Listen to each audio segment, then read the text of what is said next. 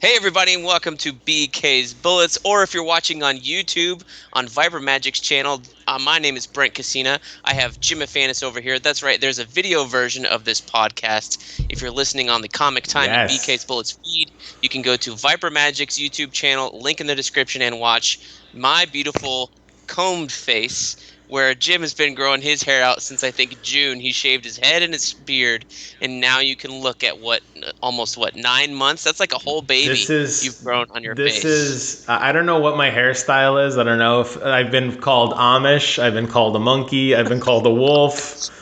I don't know what it is. I've been called like I belong in the 70s. I'm not sure what's happening, but it's happening.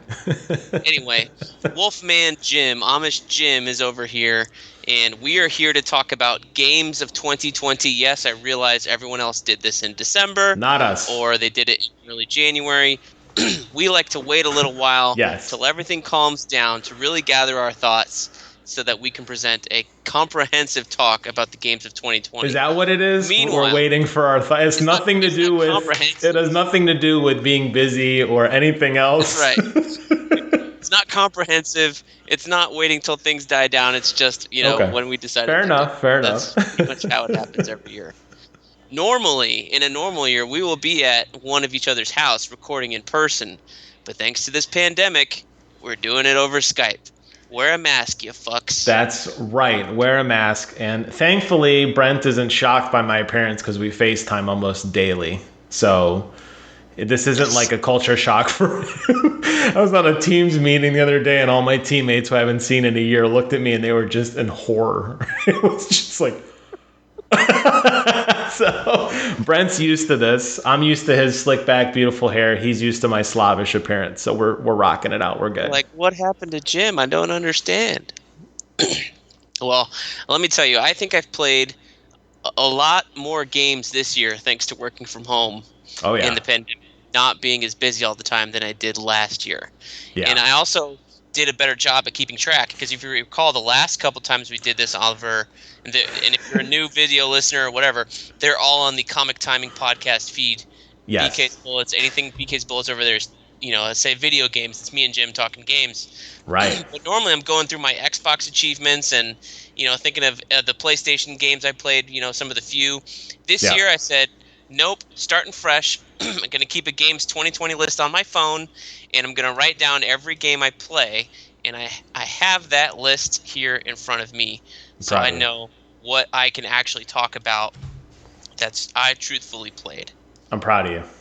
So no more ruffling through achievements on Xbox going, did I play that this year? I don't Oh, remember. yes. The infamous iPad scrolling through, then getting distracted, then talking about things that weren't gaming related, which I'm sure will happen today. But having a list is really good. I started a list for all the videos I've been watching. So if we ever do a video review, I could at least I'll be able to keep up with you because you started that idea of writing down things you watched. I'm like, that's a really smart idea. Yes, I did it because I was listening to Kind of Funny one year, and Greg said he had a list of like all the movies he watched, and I was like, I'm Right. going to do that. So I do have a list of films I watched in 2018, 2019, and 2020 so far. Okay. I think I started 2021, but I haven't watched very many movies because I've been playing so much of Assassin's Creed Valhalla. My Got this goodness. game for Christmas. Let's kick it off. I'm still playing this game. I Okay. say I'm like 86 hours in. That's a lot for you. That's a lot. I mean, it's a lot, but remember I played 150 hours of Assassin's Creed Odyssey throughout all the DLC, That's true. and I think the Origins also took me over 100 hours with all the DLC, which long I games. recommend playing those DLCs for those two games. I can't say anything for this one yet. I think they're a little delayed. Normally there's at least one packet out by the time I get around to like playing one of these, I thought, but I'm not sure. Yeah, and there hasn't been any news at all on new ones coming out. They said they're doing some seasonal events. They did the Yule time event around the holidays. They said they're going to be adding some small, like, one-off quests from your settlement. But yeah, outside of that, I've heard no news on any DLC. Yeah, so I'm liking Assassin's Creed Valhalla, although I'm not in love with it the way I was in love with Odyssey, and I think Okay. that has to do with the story. And I know you've beaten the game. I'm still gathering allies. There's a big battle, I presume is the end game, so to speak. So I'm sure you can like go with them at any point in time now that it's unlocked, or they're like Yeah. gather more allies and you'll do a better job. Although I'm so overpowered, I'm like power level 400 or something now. It's I'm blasting through everybody, like I'm taking out entire forts.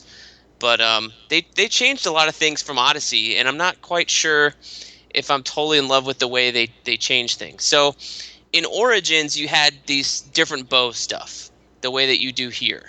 So Origins, remember, is the Egyptian one. The And first kind of remaster after Unity because they took a year off because it got panned. Yep, it I was after remember. Syndicate. It was after Syndicate. Oh, is that okay? I remember they took a year off because their sales were in the toilet. And they go, we need to rethink everything, and Origins is like the revamped Right. So attempt at that. Origins is the Egyptian game, and that's when they first started introducing a light attack, a heavy attack on the triggers, and a Right. parry button, and using a shield, and having different weapons that actually mattered for combat, whereas Yeah. before it didn't really matter. Um, so that one had different bows. It had a predator bow, which was like a zoom in, like a sniper scope. It had a hunter bow, which is like your all around use. You could charge it up. And I think they had a light bow, which was fast or something. That's what all they're called in this game anyway. In Odyssey, they took a different approach. And that one, I want to say you could change between the different bows by pressing one of the face buttons on your controller.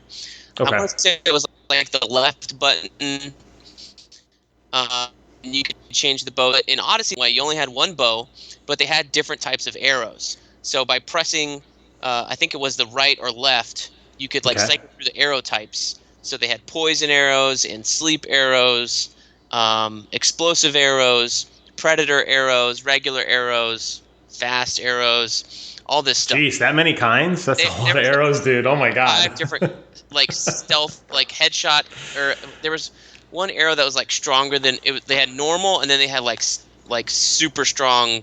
I don't know what they called them, but it was like single shot kill arrows. So if you Okay. want to take a guy out in a single shot, guaranteed, you would try and use one of those. Um, Gotcha. but it was nice because you could flip between them in a battle, jump back, fire off some arrows, go, oh, Right. I'm going to use an explosive arrow over here. Or, you came up on the top of a cliff overlooking like a fortress or fort or something, and you want to take a bunch of guys out. You could see them. You could switch to your predator arrows really easily, all with a single thing. The thing I hate in this game is they did away with that entirely. Yeah. Because they added the health button is now where that arrow was. Like in Odyssey, you couldn't regenerate health at a whim. You had to use one of your like special yellow skills with your adrenaline bar. Oh, so it rewarded you for being in combat to okay, So that's smart. in I like combat, that. you had to use a special skill to replenish health. Once you got out of combat, it would replenish automatically, and you'd be Right. fine. Now they Right. have this ration thing, which I'm okay with, but the fact that I lost that quick arrow change because of that, just to lose that for a button, I think is a poor decision. Because now if I'm in combat and I want to switch bows, I got to press. I'm on PS5, so I'm pressing this button, and then I'm going over to inventory and switching bows. And if you're in the middle of an animation, you can't do that. It's This lame. other stuff. Yeah, I don't. This game is not designed for switching equipment very easily, and it's a chore. Switching over runes is a chore. Upgrading is a chore. So it's kind of like you pick your weapon, and that's your weapon. You don't really change on the fly. They don't want you to. Yeah, I haven't really played. I'm using dual hammers now. Okay. Haven't done dual shields or anything. I haven't like. I had a big flail for a while. I liked that. I have Excalibur. That's in the game. Yeah. Apparently you can't get Thor's hammer until the very, very end, which is kind of a bummer. So, It's worth it. but if you've already beaten the game, what's the point? You don't have to. You have to defeat all of the order members. Right. So I don't have any more clues on any order And members right now. There'll be one at the bottom, which I think they did a really dumb thing because you can see who it is. Oh, I'm pretty sure that bottom guy is the king, King Alfred. It's really poorly grayed out, Yeah. where they don't even make it like a hidden thing. It's like the pretty lights clear who it really is. dim on him. Yeah, it's terrible. So when you find out who it is, I won't say, and you defeat that person, then once you have all the medallions, then you get a cloak, and the cloak is what you have to wear to grab the hammer. Oh, okay. You can go look at the hammer now. You just can't take it. Gotcha. So Yeah. I don't know. I think the story is a little less Assassin's Creedy and more Viking Oh stuff, yeah. Oh and I yeah. think that's a down. I don't really like that. I wish it was more involved with the Order of the Ancients and the Assassins and that kind of thing, rather than Agreed. just like, the Assassins are these guys in your village and they're like, um, not really dealing with you, or sometimes they're your friends. This one guy's Yeah. kind of nice. This one guy's an asshole, and that's it. I'm like, well, give me the damn assassin lore, because Origins set up this big thing. Right. Odyssey set up this stuff with the Isu and all that stuff, and now we're kind of like just forgetting both of those paths. And I'm like, well, why did we go down those paths? I don't know yet, so I'm still waiting for that to come to fruition. As somebody who did not play Origins, as somebody who did not really play much of Odyssey, I was incredibly confused by what I was watching at the end. And I mean, the end is in, you really need to get you really need to clear the map, or find a guide that tells you where certain things are. When you find out those 10, I think there's 10 augmented reality things where you play as Layla, and you have to climb platforms and stuff. When you get all 10 of those, and they're scattered, I think one of them is in the high level, like that bottom left, that 340 area, Hamptonshire. All 10 of those, it will make significantly more sense what's happening. And after you beat the game, there's a lot of post-credit stuff. It really does tie everything together, and I think you'll be pleasantly surprised if you've been keeping along with everything outside of the main game. All that Layla and the Isu and all that, it will make perfect sense. And I think this was a great stopping point for all that, and they can go in any direction now. Okay. All right. As I approach the end of the game, I might watch one of those previously on Assassin's Creed. Do it. Origins and Odyssey, just to refresh, I mean, there's a reason, like the staff, the whole thing with the staff, it's very important. Why it's Layla, very important. Like, and it made logical sense. I felt like I found out in Origins that she was like the great great great great granddaughter of Bayek and Ayla or something like that. Aya, his wife. I thought she was related to him. Oh, okay, I didn't know that. Found that out in Origins, because in Origins, when you meet Layla, you're like in his tomb, and it's Bayek's tomb. Gotcha. So when I went through the first trilogy with Desmond, and that story, maybe it was more than just the first 3 or 4 games. When that Desmond storyline wrapped up, it was so bad to me. The way it ended was so bad that I really lost interest in, and I didn't play a lot of Assassin's Creed games. That was Assassin's Creed 3, and that's the one that we both kind of universally disliked the most. Okay. The way that story ended with Desmond, it really didn't make much sense to me. I gotta say, everything I've read and seen in Valhalla, I was very impressed. I was like, wow, that was like, they pulled it off. In my opinion, I thought they pulled it off. Okay. So I think you're in for a treat. All right. Well, that's what I've been playing most of 2021. It is not on my Game of the Year list because I got it for Christmas and played it for maybe like 4 days before the year ended, so I'm not counting it as I have not beaten the game. So it's on my list of games I played in 2020 technically. Okay, fair enough. It is not on my best of list by far. Fair enough. It was on my list. If I wrote down every single game I played, it would be 2 hours of me just talking, because I play a lot of games. Let me tell you, I have no responsibilities. I am not working. I am playing a game. That's pretty much my life. I did like Valhalla. I think when all said and done, I think our save file is about 165 hours now. But we have 100%ed everything. There's nothing left to do. We are patiently waiting for more stuff. That's awesome. It was good. I will say the last thing I'll say about Valhalla.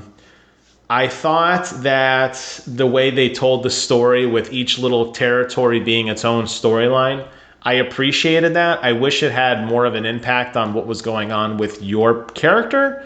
But I liked the approach because it felt more bite-sized to me, even though we played marathon sessions. I always felt like if I didn't like what was going on, I knew in an hour or two it'd be totally new people, totally new world, and I was appreciative of that. Mm-hmm. Yeah, that is a little. I mean, they kind of had that before, because you would go around in Odyssey, you'd have alliances, and then you would go, pledge to help the Spartans, and you'd help them for a while. And Gotcha. you'd go have to deal with the Athenians, and then you'd go help them for a while. Okay. And then they still had this weird alliance system in Odyssey. They had the because you could go and conquer the territory for either side. Yep. And you could say which side you were going for. So you could be for Sparta or Athens, red or blue, and then it would say territory conquered or something like that. But I don't remember if that was there was a real end game after that. I don't think there was. The one thing I don't think it rewarded you in the story to do that. I played a little of it, and I just remember going to a big battlefield and getting a bunch of really good gear, but I don't remember it changing anything. I did like the fact that experience was a lot easier to get. I mean, you said you already maxed out level. We did because we played so much. Well, but that's because I bought the $10 add-on anyway. Oh, they had it for this one? They did. I was going to say, I really enjoy these games. I know somebody bought the game for me for Christmas, but I still want to give the developer some money, so I bought the $10 add-on. That's how I'm maxed out. And then I bought some more to get the Sauron armor. Yeah, so the armor is cool. $20 in the game, and I'll buy the DLC pack. That'll be another $40. It'll be good to go. If you get your money's worth, that's good. But for somebody who didn't buy that and really didn't like Odyssey because they forced you to get it, I can say they did fix that problem on Valhalla, and you can level just fine, and you'll never worry about shortage of points and skills and stuff to learn. You'll always be progressing somehow. That's good. That's good. So, what is your first topic? You always come prepared with topics. I have a few. There's a couple things I wrote down this year. So looking back on 2020, the first thing I think is the decentralized E3, primarily because of COVID. We should start with that because that was, I think, the biggest gaming disappointment of 2020. Yes. How E3 turned out to be so lackluster, lack hype, whatever you want to call it. Just the decentralized, like you just talked about a little bit, but this whole idea of we're going to do one thing and then another and just spreading everything out so far apart made each announcement thing seem like, well, I'm not that excited to play games next year. It was feast or famine all year long. It was hard to get information on things we cared about, which were the consoles and first-party games. But we got plenty of these dopey conferences that were like Chinese conference and Korean game conference and games that star plants and games that they were all these specialized things, and there were so many to keep track of, and they were all worthless. Every single one of them, there was no major announcements. I remember Jeff Keighley I thought he was going to be our champion, and he was going to he put out the Game Awards and he put out the Summer Games Fest. And he scheduled all these things, and the first thing out of the gate was Tony Hawk's Pro Skater remake. And I'm like, oh, wow, we're going to get big hits every week. And that was the best announcement. From that point on, he had Crash 4. Doesn't that count? Oh, I'm sorry. And he did have the technical demo for the Unreal Engine of girl in a cave. What a bore that was. I know you watched that whole thing, but... I did, because there's nothing to watch. That's the problem. So, I'm waiting for information, and, Microsoft comes out with their really bad first press conference where I think the video quality on my dopey computer looks better than the crap they put out. We had Aaron Greenberg, and it was a 640p picture. It was grainy. How they didn't figure that out, because wasn't that June when they did that first one? I thought it was more like March, but it was earlier. It was right kind of after COVID came, so you might be more June. It had been long enough that people were like, okay, well, this isn't going to go away when the summer heats up. Because I want to say that first one was June or late May. And by that time, I thought Microsoft would have wisened up if that's how they wanted to do it, to make sure everybody was safe before we kind of got this consensus that if you wear a mask, you might be okay if you check everybody before they come in. Right. But I thought they would have bought everybody even if it's a Logitech webcam or a Microsoft webcam, whatever they have, mailed it to each person and mailed them a microphone, and they just film your bit and parts and bring this back to the maybe just a handoff. Hey, we bought 5. Here's a sign-up sheet. Record your shit with the tech team, and then bring it back on Monday. Someone else will clean it, pick it up for the next person the next week, and just kind of spread it out. They would have had creme de la creme on video cards or whatever, video quality, and instead they decided to do it live, I guess, It was from a bad. centralized place. So you're depending on everybody's internet connections to be great. And obviously, Aaron Greenberg was the most fuzzy one of all. And apparently, he is not Fuzzy paying for Aaron. fast internet. Mr. Gamer guy. He's probably like on dial-up. Who's on Well, DSL. more so, I could overlook the production value, although it's something I do obsess of with trying to make my channel look nice, and I put borders and a nice background, checking audio levels. That bothered me, but more so with that first Xbox conference, it was just a lot of trailers, and it didn't really feel like they put much effort into it. That was the one, if you recall, at the end they were going to show Assassin's Creed Valhalla gameplay, which turned out to be just another trailer. But I think that set the stage for disappointments in the year. Like, after that came out, everything, I would argue the PlayStation reveal was good, but outside of that, I think the year sucked in terms of conferences and news. The PlayStation reveal was good. I mean, what did I hold up earlier? A PlayStation 5 controller. Welcome to the PlayStation Nation, my friend. That is the next-gen console that I bought first, mainly because of Miles Morales, and I really like that game. I don't think you've beaten it yet, have you? I haven't even played. I played 1 hour of it. That's 1 hour. Well, now that I got Assassin's Creed out of the way, I'm going to go into it. All right. I don't have to. I'm going to wait. I did the same thing you did for Jedi. I was going to wait until they patched it so I don't fall through walls or buildings or whatever. I'll play it and it'll be good. But I'm really excited for it because I loved Into the Spider-Verse, and I want to watch that again before I play the game just to get back in that mindset. On my account, you can watch it. Spider-Verse. Yeah, so I thought... Oh, go ahead. Nope. Go finish that. Oh, I was just going to say that really, I think this year was marred with just, we saw a lot of games get delayed. We saw a lot of games come out half-baked. We saw a lot of announcements come out that were bad. I just don't think the game industry was ready for this. And, I could say in our line of work, at least me personally, I have been just fine working from home. It's very clear to me if you are a video game developer or you work in the biz, so to speak, you better be in an office because the stuff that these guys were putting out was not very impressive. This was not a golden year of gaming by any stretch, and I'm glad it's over. Well, I think the benefit of video games being an at-home thing is that you didn't see a bunch of delays. Like Assassin's Creed still came out. Call of Duty still came out.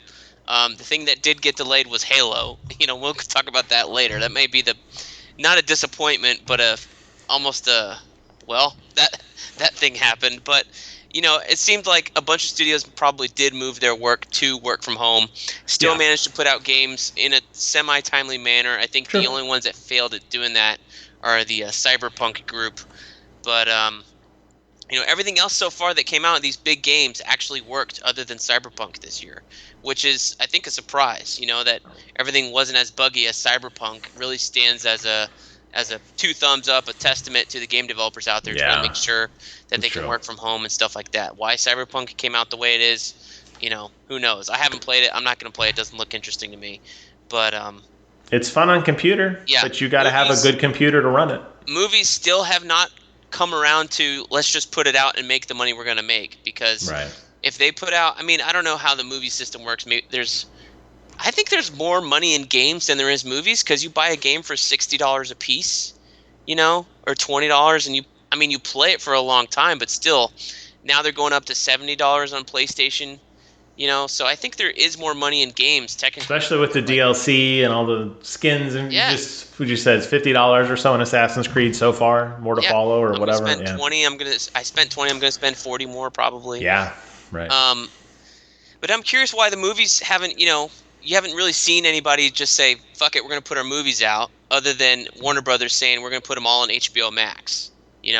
Other people I think Universal's doing something where they're putting their movies out, and then 17 days later you can rent them for $20. Disney had that with Mulan, where you could buy it early. I saw that not Scarlet Witch. Soul went straight to Disney Plus. Disney still hasn't really committed to that, almost though.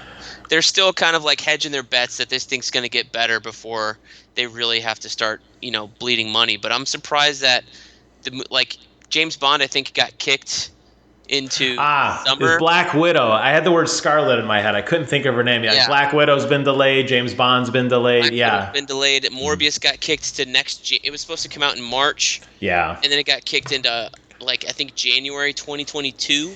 And this is a movie was supposed to come out in October of last year. Yeah, a lot of So delays. So not looking good. I guess in that sense, you're right. I mean, I applaud gaming for trying. There were a lot of delays. There are definitely a lot of games that feel more early access than they probably should have. A lot of patches. I mean, Cyberpunk's definitely the poster child, but I mean, look at the amount of patches we had in like Ghost or The Last of Us, which are critically acclaimed games. Those games were getting patched like constantly to fix things, which maybe would have happened anyway, but I can't help but feel like they were still difficulty getting these things done. Yeah, I'm honestly surprised that PlayStation didn't hold Last of Us Part 2 or Ghost to be a launch title. Yeah. I was thinking they kind of shot themselves in the foot when those games came out, and we still didn't know, really didn't have a good idea of their launch lineup. Yeah, I think that's a good segue into my other news, which was obviously the console launches in general. Xbox was much more forward about information, laying out smart delivery, deep dive of the new UI, deep dive of the controller, deep dive of the experience, the difference between the X, the S, crossplay, Game Pass. PlayStation, on the other hand, didn't say nothing. They did one press conference, which we both seem to like, but short of that, information was very hard to find. The thing that puzzled me the most this year was PlayStation and PlayStation 4 games on PlayStation 5. Yes. They had this weird announcement of, hey, our top 100 most played games will be backwards compatible with PlayStation 5. And it's like, all right, so your most played games are probably all your Call of Duties, all your Assassin's Creeds, all your hockey game, or not hockey, but basketball and football. Right. And just with those over the last 8 years, you could probably get to like 50 different games. So what's left after that? That's could be only a small contingent. Then they didn't say anything else, and then it was like right at the last second after pre-orders had closed, like all the pre-orders had been snapped up. They were like, Yeah. "Oh yeah, by the way, 99% of our PS4 games will be playable on PS5." And it's like, why didn't you say that at the announcement? You would have had everybody on your feet clapping like seals the same way that they did for Microsoft 5 years ago when they did that for Xbox 360. I know. It was weird. They knew all along what it was, but they just assumed that maybe people assumed. And even honestly now, still with some of the games out now, you kind of have to Google around to see, like, is it enhanced? Does it at least run at 60 frames a second? Oh yeah, that stuff isn't even advertised at all. You got to hunt and peck on Reddit or just the internet in general to see if it even, can I even, find this information at all? Because a lot of it is hidden, and there's still no master site of games that support 3D audio or backward compatibility up-res or backward compatibility frame rate resolution. On Xbox, they're very transparent with what you can get per game, and I have to applaud them for that because that's something that they did not mix that message up on at all, and I feel like Sony totally dropped the ball on that. Mm-hmm. Yeah, I'm still iffy on whether I want to get I think I do want to get a Series X because of that boost thing that they're very clear on. Yeah. On most of their games, and right. Although I am enjoying the PlayStation thing, but I haven't seen any cards yet. So that if they had cards for Assassin's Creed, that's like, hey, this achievement is over here. They didn't even have it. I thought it was going to be a flop, and I mean, we're 3 months in, and it's abandoned. I mean, I haven't made it longer than I thought. I've only played a couple games. Well, I played more than a couple games on my PS5, but I haven't seen any cards for the newer games. I didn't see any for Miles Morales. I thought there would have been something, or I don't even know how to access it, I guess is the main thing. You got to hit the PlayStation button, but you press and hold it. You don't just press. You press and hold, then you hit down, then up again. Then you close it, open it, take it in rest mode, come out, and then it pops right up. It's super easy. The other mistake PlayStation made was switching how their button my God. works. Their user interface, period, is the mistake. My opinion, the PlayStation 5 UI is trash. I hate it. Well, I think it's easier to find stuff than it was that giant cross-media bar on the PS4. Although I didn't have a PS4 as long as most people. I like that. It was very easy. The latest thing you played was on the left, then you had all the way on the right was your library, and that was all you needed. It's still kind of that way. It's just the games are right there, and then you got to go find everything else. I think the thing that I hate the most is like why not just make it universal? Xbox, you hold down the button and you get the menu and you can turn your system off. PlayStation Yes. 4, you hold down the button, you get that thing that pops up from the left, ching, The quick and panel, says, yeah. take a screenshot or shut your controller down or your PlayStation Yes. down. Yes, the Just do it controller that. one. For whatever reason, they went, we're just going to flip-flop it. Everybody who's played PlayStation for the last 8 years, we're going to Yep. completely give you the middle finger and make you want to throw our controller against the wall every time you wanted to shut your PlayStation down, which was more important this year than ever because there was a rest mode bug, which I'm still not sure has been fixed yet. I don't know if it has. I know the external hard drive works just fine because I'm constantly using mine. I will not use rest mode because I was one of the unfortunate ones who put my console in rest mode, and it took me an hour to get it like rebuilt, and I'm not doing that again. Yeah, so that I think is like the biggest mistake. And how this rest mode thing made it through. Yeah. I don't. Yeah, I don't. I'm not a big fan of their UI because there's a lot of stuff that they took away. I'm all about you want to make it look flashier. You want to give us cuter graphics. Fine. But it was so easy on PlayStation 4 to press a button, and within 3 button presses, you had Spotify open, playing in the background. You were streaming. You could turn off your controller. You could adjust volume between your game audio and your chat audio. That's all gone, and it's buried under menus of long press, short press, 6 over 3. It's not a quick access. Like a gamer, anybody who plays games who looked at this would immediately said, look at how many steps it takes. The example I always give, look at how many steps it takes to redeem a code on the Xbox store. It's ridiculous. It's like 12 steps. But PlayStation is now even longer. It's even more steps to redeem a code on PlayStation. That's how bad that is. When Xbox had Kinect, it was, hey, Xbox, redeem a code. And it brought up the Kinect camera and you just held that QR code to it and you were done. And it was great for the 5 people who had Kinect, yeah. Well, there's more than 5 because they sold some in the beginning. Came with every system. It's a great idea. The other thing I want to bring up that I never forget to turn off is the microphone is always on. You're one of those guys. So I haven't multiplayer. I haven't played any multiplayer yet. Good. They're gonna be completely pissed when I finish Assassin's Creed Valhalla and jump into Call of Duty and start playing that while I have YouTube videos and podcasts playing just as I'm there for hours. Yeah. I'm gonna have people screaming at me, "Turn off your microphone!" The fact that it's on by default is terrible. Dude. Horrible design. The fact that it's in the controller is horrible because it sounds like garbage, first of all. It legit sounds bad. It's definitely muffled, and you can hear the button pressing and the clicking and that like rubbing noise over the top of it. Yeah, it sounds so bad. I'm like, oh. And you join a Call of Duty match, and there's at least 4 people having conversations, babies crying in the background, guys watching TV, podcasts, talking with their wives. The first thing I have to do is mute everybody. Because it's like, either that or I make a party by myself so I could just not have to do it every game. It's like a horrible, like, who thought of this idea? Like, it's really bad. It was like me yesterday. I was on a late conference call, and I was grilling while listening to it and talking on it, and then I came up to finish it because I had to speak at the end, and then the rest of the food was ready downstairs, and my wife yells from the downstairs and goes, "Do you want me to bring you a plate?" And I go, "No, it's almost over." I was not on mute, and we still had like 10 minutes left. Not on mute. A whole lot of that. That's the battle cry of 2020. Not on mute. A whole lot of that in Call of Duty and any other. Oh, dude, it's bad. It's so obnoxious. When you start playing, if you really get into the multiplayer, which I probably pretty much every day, people are just laughing because you just hear like people talking about things they probably shouldn't. Nothing bad, but it's just like you probably don't want to talk about this in front of other people. Yeah, just took a giant crap. Or babies crying, and then it's obnoxious. Yeah, I think that's a bad design choice for sure. So I think my game I played this year that I thought was great and that got a wrong rub last year in 2019. Yes. Jedi Fallen Order.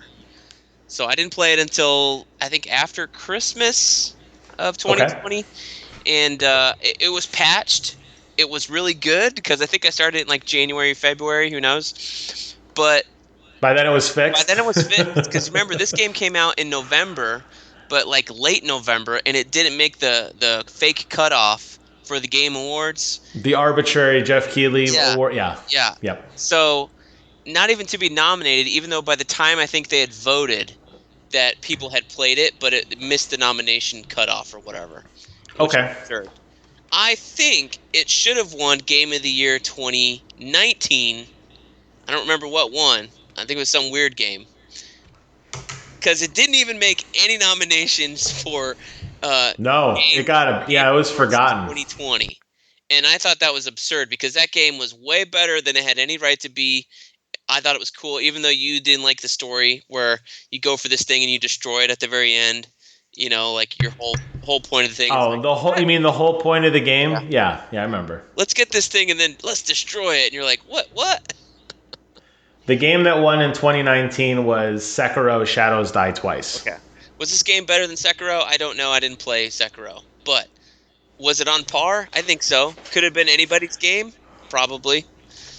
You know? Yeah, Respawn, I thought the story was really compelling, honestly. I like that they made a character we knew nothing about, and they made us care about them. They added an ancillary cast of characters who I legitimately cared about. The story was great. The Vader cameo was phenomenal. I did not see that coming. I don't think a lot of people did.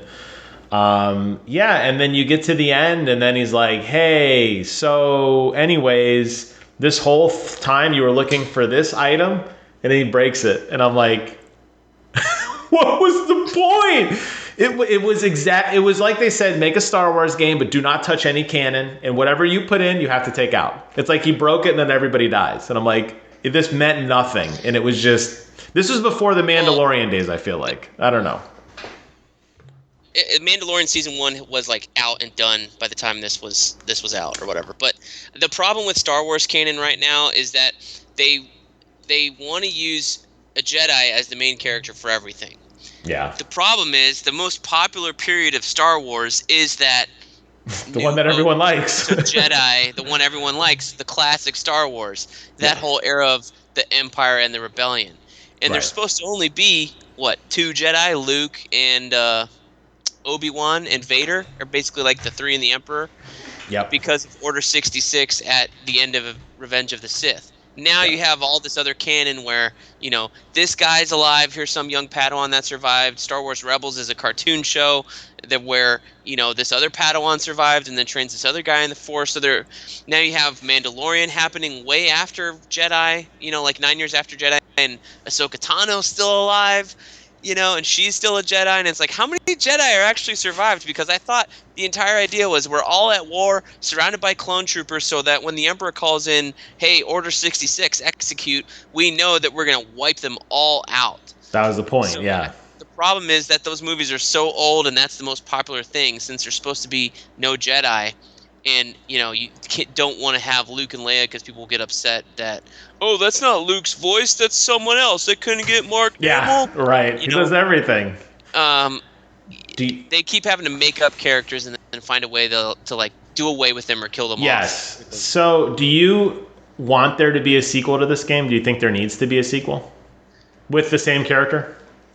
I think so. I think Cameron Monaghan, the actor that played Cal Kestis, he's a very good actor.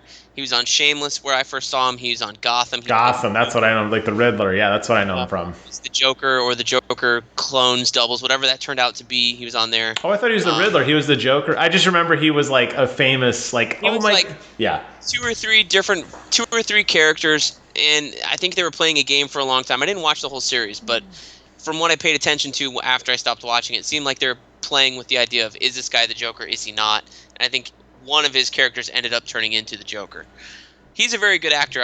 I'm a fan of him. Yeah, I thought he did great. Anything that he's in, I really enjoy him a lot. So I do want another Fallen Order game because of that. But I think if we do get another game, I don't want to start with 0 force powers or anything like that. Yeah. And my biggest complaint with that game is, if I remember correctly, is like how long it took you to get fully powered up. Whereas my classic Jedi game is Jedi Outcast, Jedi Knight 2. Yep. And that game, you didn't take that long to get force jump, force push, force pull.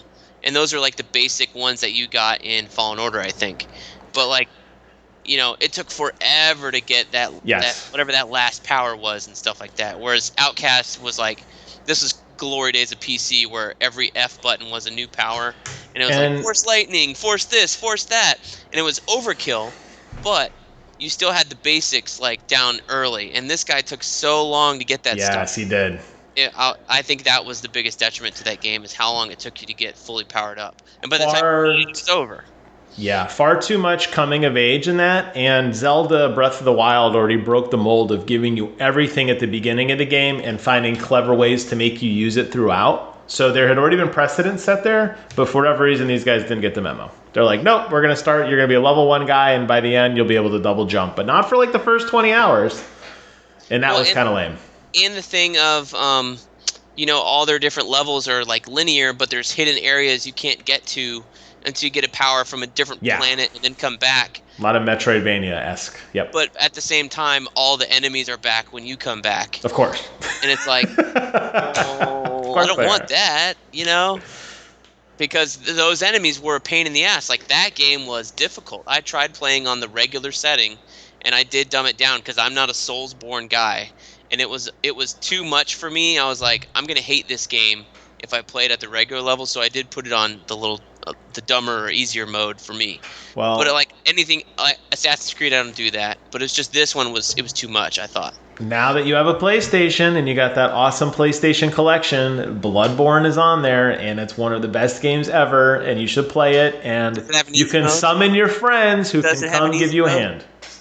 Come give you a hand. We'll beat it together. You'll laugh. You'll realize how beautiful it is, and you'll be like, "Wow, I really missed the boat on this." And I'm like, "Welcome, my friend."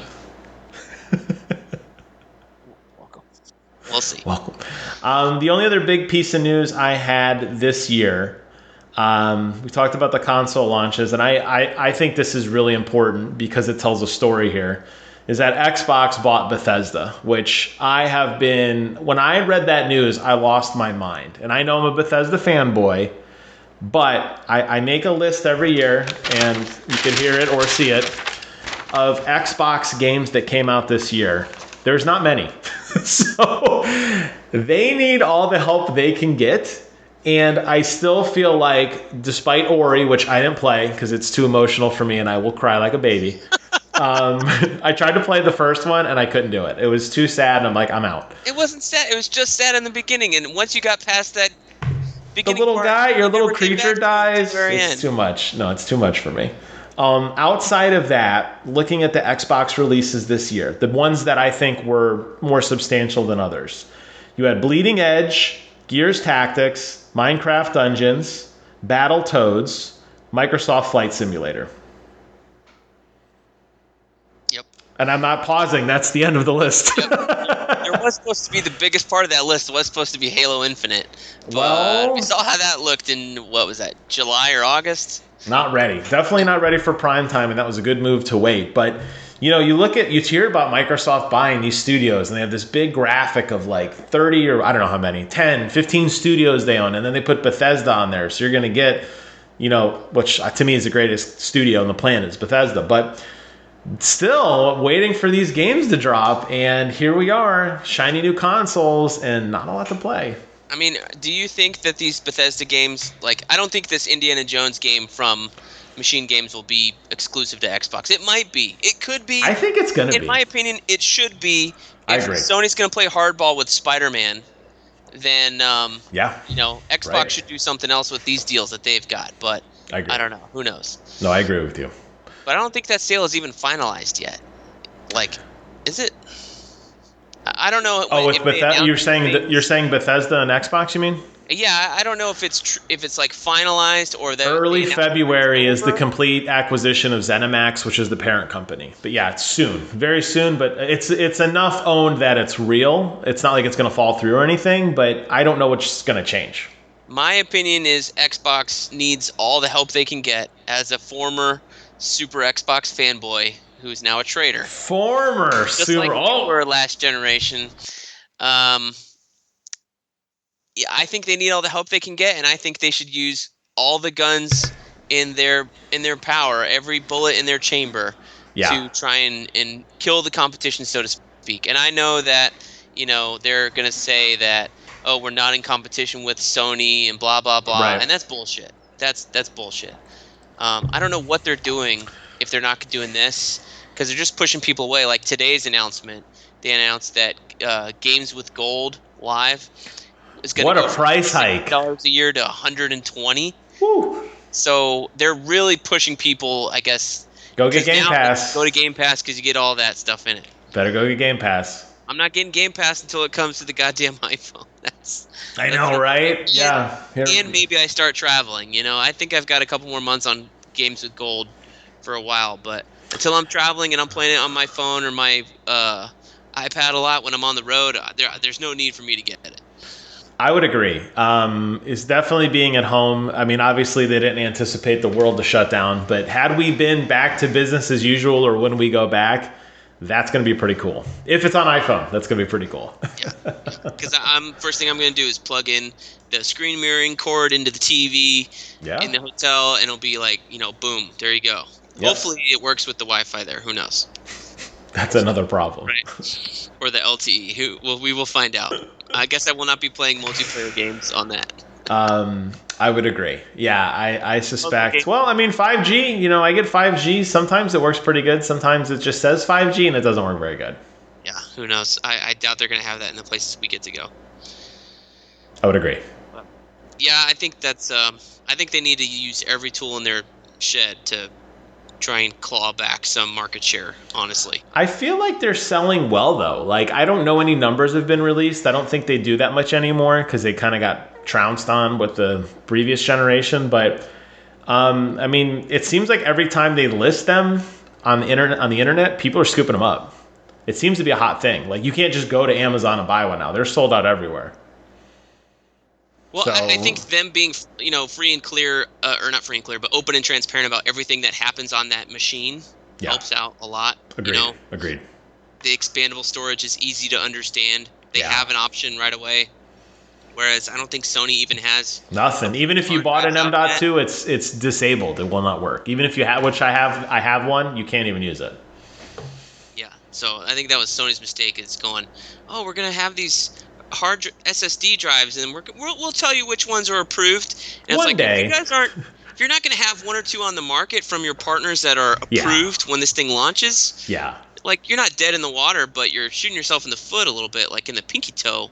Yeah, for major users like you who are wanting to have this vast library of games on one machine. I would pay. I am ready. I am ready to go. I mean, I don't mind having the external hard drive. It's definitely a little slower than the built-in one, but it's fine. But yeah, it's just, it seems half-baked, honestly. It really does. PlayStation just, a lot of their features just don't really seem... And Sony does this. I don't know if you're going to stay with Sony after all this, if PS6 comes out, if you're jumping back or what, but... You will see the rise and fall of Sony over the next 5 years, as we have seen the last 15, where PlayStation 2 was God's gift to humanity, and then PlayStation 3 was a kick in the nuts. It just happens that way. So we're in an odd number right now. If they keep coming out with killer games, I'll stick around for their exclusives. Sure. To me, it doesn't really matter, I guess, anymore where I play these other games, but I do like the Xbox controller, although I do like this. I'm not feeling the pains of playing on this the way I kind of did not like the DualShock 4. The most satisfying, when you get into Call of Duty, the most satisfying moment is using a big weapon, large caliber weapon, and killing somebody with it. And how it vibrates and shakes in your hand. It feels very authentic, as opposed to like a pistol, which is like a light vibration. It's just, it makes those moments feel even better. And I'm really excited for like the next God of War. I'm thinking of like Kratos smashing somebody and like how hard that thing's going to kick. That's supposed to be this year, right? 2021? Supposedly, yeah. Supposedly it's supposed to come out this year. We're supposed to get Horizon Zero Dawn at some point this year, if that's still a thing.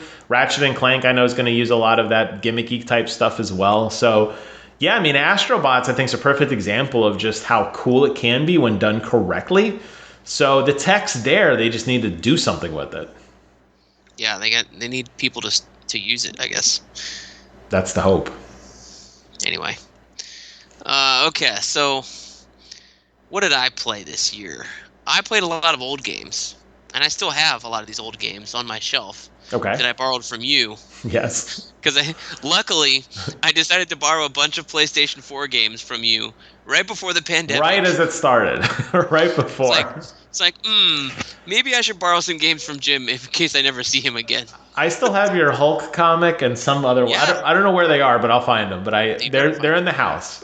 I know exactly where your games are. I'm staring at them right here. I'm So not I worried. played. Here's the list of what I played. Order 1886. This is not a very long list, which I thought was disappointment. Yeah, it I could was. not wait to be through with that game. I'm glad it was short.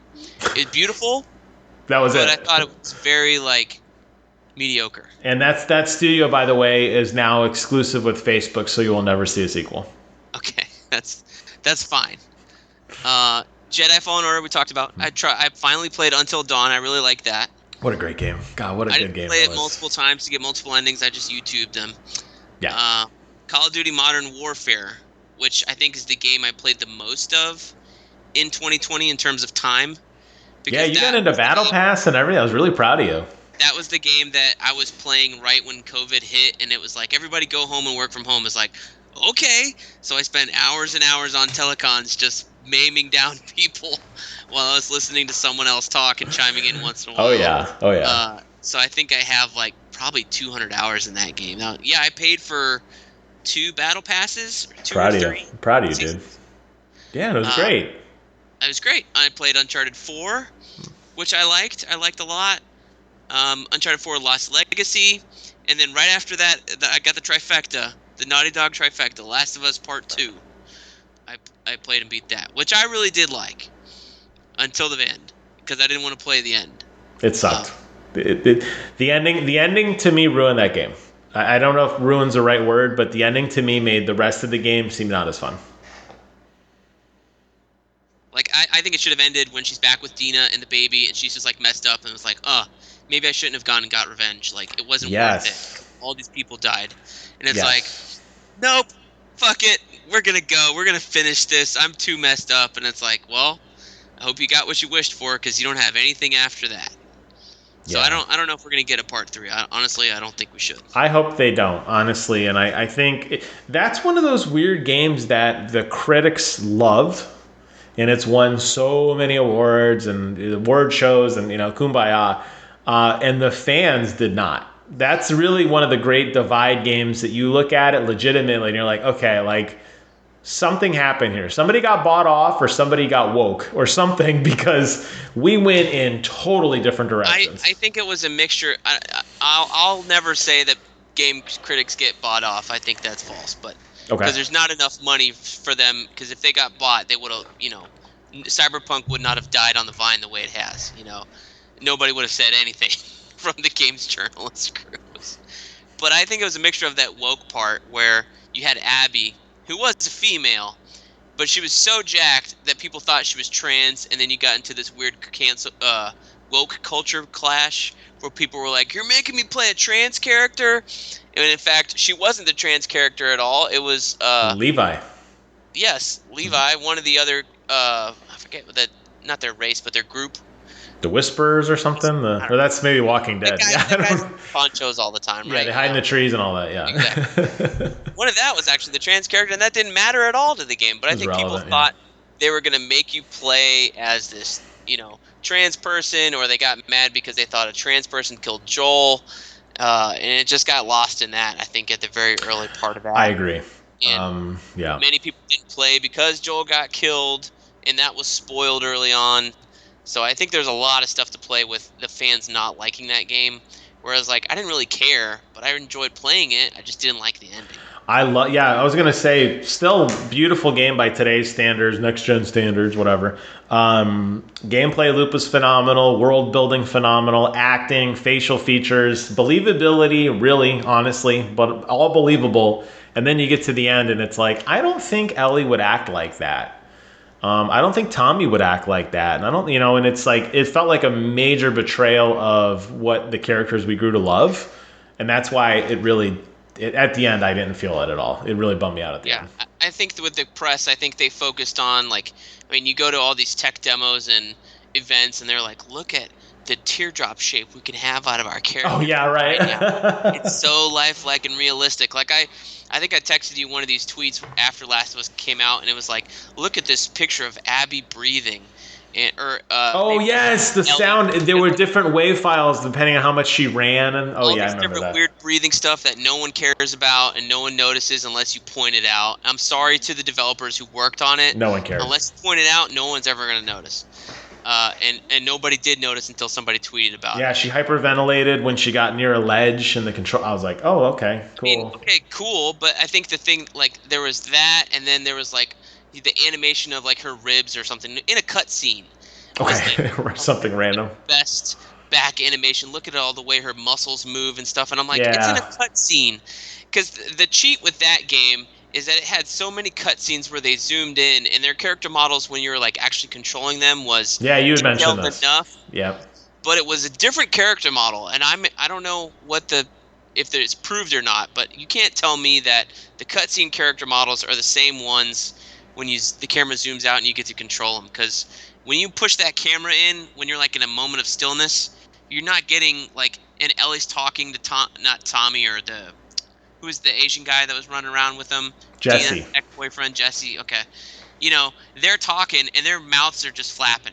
They're not emoting at all. Yeah, right, right. So it's like you can't tell me that There's tricks. There's definitely developer tricks to preserve frame rate and bandwidth and such. I agree. they definitely push the tricks to the limit, and I think that's what got so Yeah. the journalism community or whatever got so in love with that game. Yeah, it's just so weird, and it's almost like they doubled down after people started to dislike it. It was like, no, you're gonna like it, and it just made it worse. But it's polarizing. Still to this day, it's polarizing. A lot of people don't like it. I feel like Naughty Dog's stock, so to speak. I don't know if they're actually stock. I don't think they are, but like their name value, I think it went down significantly after this game because I think a lot of people were incredibly frustrated, like me, with what they did with beloved characters. You want to kill off people, that's fine. I get it. No one's going to survive, but like the reactions to that, and it was too much bloodlust, and it was like this isn't real. As goofy as the world is, the zombies, all this stuff, whatever, like, it was believable up to a certain point, and then it's like, okay, we're just killing because we have cool shoot mechanics in this game, so let's just throw them in there and we'll figure it out. And I'm like, Yeah. I mean, any of these games, you go out there and they're like, I don't want to kill people. And it's like, you remember how we got to this point? You just killed, 15 Yes. of these people, Right. 10 clickers. Everybody shot a bunch of dogs in this game, with no Exactly. abandon, just don't care. Yeah, no, I agree. I've also played Middle Earth Shadow of War, which I did end up liking. It was Did you beat it? Like, really beat it? I beat it because since I played it so late, They it gave was it away. after Okay. they patched it and made the end game not as ridiculously long. You'd have to conquer like 7,000 forts and buy a bunch of goblins out of boxes and all that Didn't crap. have to do that at all. It was fantastic. That was a fun game. I finished Halo Wars 2, which I think came out a year prior or 2 years before. I think it was 2017 or 2018. I finished that. I thought that was okay. I restarted it from the beginning, but I wasn't like jumping into matches and being like, we just play without the story. The story in of itself was garbage. I think that is the only thing you need to know going into Halo Infinite is Atriox, because he's going to be the big bad. That's a mistake in my mind. Yeah, and typical Halo, if you really want to know about him, you got to read the books, which I did. Shadows of Reach, great book, but yes. That's why I am friends with Jim. He can fill me in. You can nerd out with me over Atriox and Casper and all those guys. I finally played Journey, and I was like, okay, I didn't get I don't it. know why people were so crazy about this game. It was dumb, right? I didn't like it. I don't know. Very simple. Took a while. I was like, all right. So I guess the gimmick with that was you were not supposed to realize they were other humans helping you until the end. Uh-huh. And then there was like a big reveal of like, here's all the other players that joined you on the journey. And I was like, oh, okay. Like, I guess I kind of felt like these are obviously players because they're being idiots. The computer's either really dumb but like, I never felt like, and it was a basic game, but I think it was just a novel concept in the time that like, no one had done that before. You didn't know the big twist. That was the big twist. I played about 6 hours of Skyrim, I think, and I got lost Proud of you. because there's not really like Assassin's Creed is very like go here, do this, do that. So I know that I probably need to jump back in, but that game is even though I was gifted it to me by my best friend Jim here, uh, with the super duper remaster edition, it It's still still. looks like shit. You really need to play it at 60 frames a second, so you need to get an X. I need to Or get get an it on PlayStation, and actually, you could probably mod it. But yeah, yeah, that game. I love that game for a lot of different reasons. You jumping into it now, 6-7 years after it came out, maybe longer. I don't know how long it's been. There's a lot of stuff in that game that they were the first to do that you're like, oh, it's a big open world, so what? But like when that game came out, that was the big deal. Like Right. that did not exist. And like their get a sword animations is literally this. Oh, it's like bad. as it's been for the last 15 years. It's bad. It's bad. It is. It's bad. So I don't know if that's gonna. I don't know Yeah. if I'm gonna jump back into that. Honestly, I played Tony Hawk Pro Skater 1 and 2, which I loved. Call of Great Duty game. 4 Modern Warfare Remaster. So this is the first remaster, not the second one. Call of Duty 4. Okay. That's the first one with Captain Price, right? It's the first one, yeah. So I Okay. played that, and that remaster It's is. good. I think it was 2 or 3 years old. It's not great though. Like it's. Oh, not you didn't like it? I thought it was okay. It was okay, but it wasn't pristine the way that like I don't know these newer games are. I thought it was going to be more of an update, and it Okay. was like they just redid a couple things. So I mean, those games running at 60 frames a second, they were really ahead of their time in terms of polish in that sense and like velocity of the game. There's really not a lot to do with it. You might be able to throw lighting textures or little things on, but there's not much to do. It was pretty good when it came out. yeah, yeah. And then we get the PlayStation 5 era. I played Astro's Playroom, Spider-Man Miles Morales, which I loved. Far Cry 5 I played on the Xbox for a little bit, and I'm probably halfway in that game. That's a good. You need to finish. You need to see that game through. I think you'll like it. I like it. Yeah. I really was playing it, and then I think the PlayStation 5 came in and took over my life. Infamous Second Son I played from the PlayStation Collection. That game I thought was just okay. I think Yeah. because it was so old. This Yeah, was it's like old. a launch game from PS4, and it did not like Didn't I don't age know well. what it was very dark, like visually, Yeah. not story wise, and the story wasn't interesting enough for me to like play it again a second time as the good side, and I didn't really like that. At the very beginning, you chose good or bad, and then they still presented you with like missions. Like here's the good mission right next to the bad mission. It's like, well, can I try and be good? And they're like, nope, can't try and be good. You got to play the bad. Not available to you. You're a bad man, right? You're a bad man. I don't even think I looked up the alternate ending for that. I was so like, meh. Need for Speed Payback. I'm still playing. I'm enjoying that. I love that game. I thought it was stupid fun, and just racing around was fun, and the soundtrack was phenomenal, and it handled very arcadey, which made it fun because you could do like ridiculous things with your car. I thought it was cool. It's not penalizing you for jumping off the road or anything like that. No, not at all. Yeah, they and your car never takes damage, or if it does, it's cosmetic, and you Yeah, can just all you the can damage is go, cosmetic. you can go ham. Yeah, it's fun. It was fun. Monster Hunter World, I think I played for 2 sessions, so maybe a total of 2 hours, and I was like, not for me. Very Japanese. The lip flaps threw me off. And then there's the fact that there's so much to do right away. Yeah. They're just like, here's your town. Good luck. Go find a quest on the board. I'm like, where's the board? Like, what does the It's- icon look like? I don't know. It's very. It's funny because I just started getting back into that game. I was actually playing it a little bit today. I just did a hunt for a monster, and I looked up something online, and I think I'm about 70 hours into that game, and I watched a YouTube video today, and I'm like, I didn't know that. And I was like, you could do that in the game? And I was like, no way. So that game, if you want it to be fun, you have to invest time in it, and I get it. That's what really turned a lot of people off, because it is not explained at all. It is purely like the message forums, YouTube, Reddit, whatever. Like, you're going to struggle for a long time. That's not for me. And the payoff isn't there for people, and I understand that. I played a little bit of the Rocket Arena. Did you play the Rocket Arena? It was a free game, I think.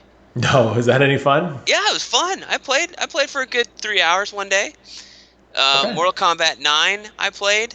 Yes, you Still did. That have was on not- PlayStation Now, right? I got it on PlayStation Now. which is the streaming service. Yep. Or almost Game Pass like service. I need to discontinue my sub unless I'm gonna play. I think I wanted to play God of War Ascension was also on there, but that was the only two I think I wanted to play. Okay. But I need to I need to play that other one and discontinue it so it stops charging me. I think it charged me twice already. They still haven't beat Shao Kahn. That fucking Shao Kahn. You battle him twice in the story mode. He cheats. He was insane the first one, and he's still insane on the second one. And at this point, I'm just gonna watch the ending on YouTube. And then Assassin's Creed Valhalla was the last thing I played. I'm still playing that since Christmas. When you finish Valhalla, what do you think you're going to go? Is it back to Far Cry then at that point? I've got Call of Duty Cold War. I've got I bought Mortal Kombat 11 Ultimate, so I want to replay the story of Mortal Kombat X now that I've played 9, because Mortal Kombat 11 is like a bunch of time travel stuff that goes back to 9 and 10, I believe. Okay. So I want to refresh my brain for all that so I can kind of understand. So I want to play that, and I do have Immortals Phoenix Rising as well. Me too. Still in the wrapping. I want to play. I bought Doom Eternal on the holiday sale. I could go play that. So I got a lot of games on my PlayStation I can play before I jump back into the Xbox. And because it's the shiny new thing, it might be the one that I'm playing. I don't know. The one I did not hear on your list that I really think you should check out is Days Gone. Days Gone, I have. I don't think it's installed, but I have it. It's ready to go. Yeah, Days Gone and Bloodborne are my two picks. Days Gone really caught me off guard with how good it was, and I put up with the crap that it had. I think they did 32 updates in 17 days, if I remember correctly. It was like it set the record for updates, but it's 60 frames a second on PlayStation 5. It looks beautiful. I was gonna say, great draw distance. Now, right? The performance it's crystal clear. Digital Foundry just did a deep dive video on it. It looks great. And the story was actually pretty good. It was weird, but good. Like, you stick with it, and I think you'll enjoy it. And Bloodborne, obviously, just because I guess it's such a good game. After Valhalla, I think I'm going to be looking for shorter experiences. So is Days Gone a Valhalla level open world, or is it like Ghost? No, don't. If you want it, I think Days Gone took me about 100 hours, so don't play Days Gone. If you want something short, yeah. You know what you should play? Here's a fun fact for you, all listening at home. Brent, how many times have we played PlayStation 5 together? 0. Because you won't play Call of Duty with me. It's the greatest game on the console. I think I will jump into that next because of that fact. And dude, we have so much fun in that game. Zombies is hysterically fun. There's the battle pass. There's great maps. There's great guns. 80s music. I mean, come on. It's a win. Hey, it's a win. You know, it's been almost a year since I started playing the Modern Warfare on Xbox. So you're ready. You're ready for more? Is that what you're saying? Like, I've had plenty of breathing time from the Twitch shooting of Call of Duty. It's fast. It's definitely fast paced. It's definitely very twitchy, but it's rewarding. I do like it. And there's some bigger battle, and zombies is fun too. If you just want to play zombies, that's a lot of fun. Just chill. You laugh at the zombies. There's a plot. It's goofy, but there is a plot. Okay, so biggest gaming disappointment of 2020. I think many people would say Cyberpunk 2077, but I haven't played it. I think you've played it a little bit. I would put forth Marvel's Avengers. That was definitely a pretty big disappointment. I have not played it, but from what I can tell, yeah, there's no reason to go play it. Like, I was going to buy it and look for it on sale. It was on sale. I still didn't end up buying it, mainly because there is no... there was this long list of DLC characters that was leaked before the game came out, and it was long and inclusive, and I was like, okay, cool. Yeah. But apparently, they can't... I think the first DLC character is out, and even then, it's not one you would want to get excited about. Yeah. So, I'm not really sure, and remember, that was the big deal last year, too, is they said Spider-Man exclusively on PlayStation. National Uprising. Marvel's Avengers. And, honestly, I don't know if they're going to get all the way to Spider-Man or whatever it is, because I kind of wonder the same thing. And that game did not take off. It did not grab hold. It's not a Destiny level game, and I don't know. I think that game's going to die a quick death here this year. I played the beta on computer, and it brought my computer to its knees, and that should not happen. And I knew if it did not look good on my computer, it would not look good on PlayStation 4, and it did not look good on PlayStation 4. So, not only that, performance issues aside, it wasn't an exciting plot. The Avengers they chose were kind of half-assed. Not to say that like Hulk isn't cool, but like there's a lot of good characters they could have choose from. And then the villains, like they were nobodies. Like Taskmaster, like I know you know who he is, but I didn't. Well, Like apparently Taskmaster and MODOK are maybe like the Modok. only two villains in that entire game, and I'm like, It's all really? robots. You Yeah. have many, many other villains that you could pull from, and like, what are you waiting for? All you have to do is call this a Masters of Evil game, and you can pull in all these weird, obscure villains from all these different characters, and you'd have no problem having a multitude of villains to fight. But if you're just fighting robots the entire time, like, I think that was the other thing that's turning me off, was I heard that, and I was like, I don't know. Like, I got tired of the Destiny 5 aliens in the first game, and I still played the second game and all the expansions up until, like, the last Yeah. one. And when it became clear that Destiny was not going to introduce a new villain type and just Right. reskin these old ones, I was like, no, no. You had what 22 movies that came out before this game did, or whatever. You can't figure out one good guy from all. Like, they wrote the game for you. This was a license to print money, and they blew it. I don't know. Like, looking in hindsight, Square Enix was not the right company to do this. This was a bad, bad, bad idea. And I would agree. I think that is definitely one of the worst disappointments because how hot the movies were up to that point with the Avengers capping off and the, Infinity War. Like, what a phenomenal way to kind of cap off that universe. And then it's like, oh, but the fun's still going to continue at home. And it's like, no, it's not. I think they kind of shot themselves in the foot choosing what they did. I mean, I don't know what their license is for, so maybe it was limited to only Maybe, these characters. yeah. And they thought, well, let's start with the core team, which was in the first Avengers movie from 2012.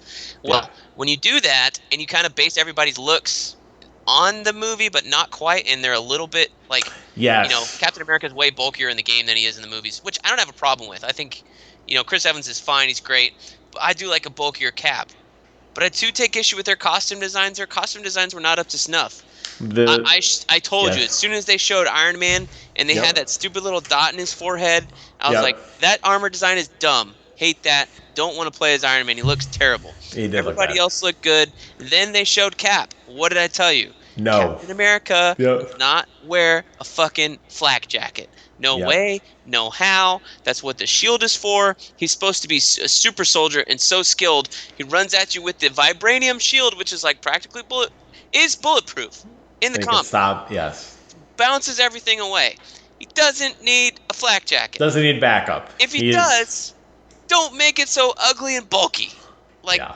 Jesus, Captain America looked like a soldier off of Afghanistan, which is like, that shouldn't be, like, you got Iron Man's super sleek armor over there.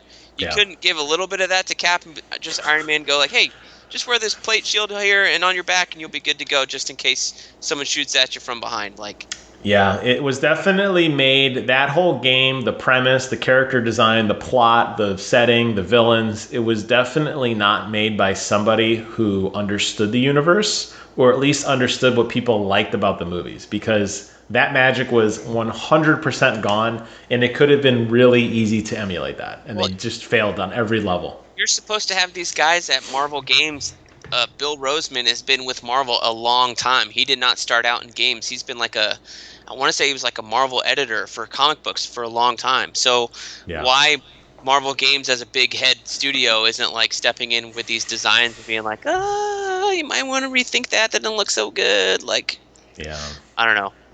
I know It's the big frustrating. complaint with licensed games was, oh, well, there are licenses and there's certain things we can and can't do, but maybe that's probably why. Nobody complained about the Arkham games looking like crap because they looked fantastic. Because A, it was Yeah, a they're WB fun. studio, but B, somebody at WB DC Comics was involved saying like, go this way, go that way. And you fought people that mattered. Like, the villains were in there. Like, when you think Batman, you think Penguin, Joker, Two-Face, Mr. Freeze. Like, and guess what? They were there. You're Yep. not fighting Taskmaster or some random, I don't, you know more Batman villains than I do, but you're not fighting like some throwaway, like Poison Ivy's cousin or something. Well, Like, you're actually fighting that's main people. that's the magic about these games, though, is that they Yeah. have the opportunity to build these villains up in a way that makes them like, look at Arkham Knight. He has a whole game named after him.